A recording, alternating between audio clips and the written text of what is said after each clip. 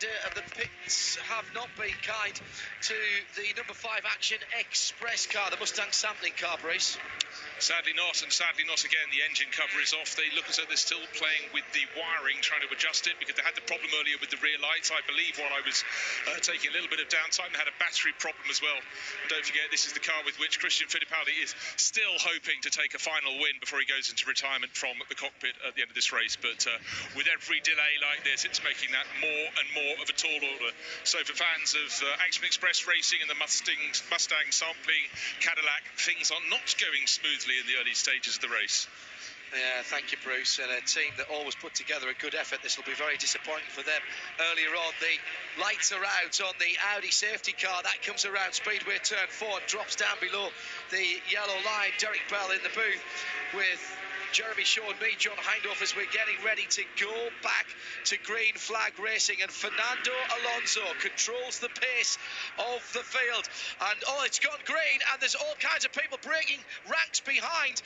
It was certainly one of the bright yellow JDC Miller Motorsports car got a huge jump on the rest of the field. 1, 2, 3 wide going down in the first corner. Alonso did get the jump off the line. Huge lock up as well from the 5-5. That's one of the Mazdas in the hands of Harry Tinknell, and he just about held on round the outside. Alonso's had a decent restart, goes wide at the International Horseshoe, but has got a great punch out of there and has brought him maybe 5-6 lengths away. That was a pretty decent restart by Fernando Alonso. Derek, you'd have been happy with that one. Yeah, I think he was very happy with that. He's gaining a lot of experience with his restarts. It's quite different, obviously, to Formula One and the way they react. But he's done a lot of restarts now, with having done Le Mans last year and done so well, and now here today. So it's character forming stuff.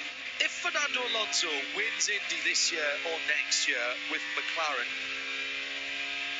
just put into context that Triple Crown that was last done, a lifetime ago for most people by Graham Hill. What would it mean for a modern day driver to do something like that? Because we don't see cross-code driving as much nowadays. Well, we don't, because they're not allowed to do it normally. He's just very fortunate that McLaren released him to do Indy because he was driving a McLaren, I think I'm right in saying. But all the people involved were the same. And Lord, look at that move by there, overtaking, going into the back. That's down into the bus stop chicane, and that's DPI's coming through a GT field, and they are scrapping for position out there as well. The guys who were slightly out of position, who took their pit stops, that was the 30. Oh, and a problem for the Magnus Racing Lamborghini. Left rear tyre is rubbing on the guard. He's had a clout up the left rear, and that's pushed the bodywork onto the Michelin rubber, and that will have to come back into the pit lane and receive some kind of remedial action. Let's hope that tyre can hang on for a moment. It's John Potter back behind the wheel of the Magnus car. That's bad luck, but that's the sort of thing, Derek, that can happen on restarts when you've got cars coming through the field. Absolutely, he should back off a little bit, I feel. I don't think he can see the smoke that we can, and he should slow down a bit, because otherwise he could cut the tyre badly and, of course, then have a big moment. Now, who was it in the Environs? I think it was one of the Porsches, but I can't really say it. You'd struggle getting a conviction in the court over that one, because it was dark out on the far side. And John's got back into the pit lane and is heading back to his pit stall. Let's get the binoculars on this. I think it is just that left rear guard that's pushed on there. They'll stick it up on the jack. They're going to put some fuel in it while they are, and there's no real hurry on that, as Shea Adam is on her way. We'll get her to have an investigate just before something kicks off again, Derek. I'll just finish your point about Alonso doing the Triple Crown. Well, all I will say is I think it's incredible to see the versatility of a driver like Alonso. Unfortunately, the drivers aren't permitted to do what he's done these days, so he's one of the lucky guys, such a talent, and be able to prove it, push it out in all the other formula that he's running in. I think it's wonderful for him. Is he being courageous in doing it as well? Because he's putting himself out there in some ways out of his comfort zone. Well, you say so, but remember he has done Le Mans.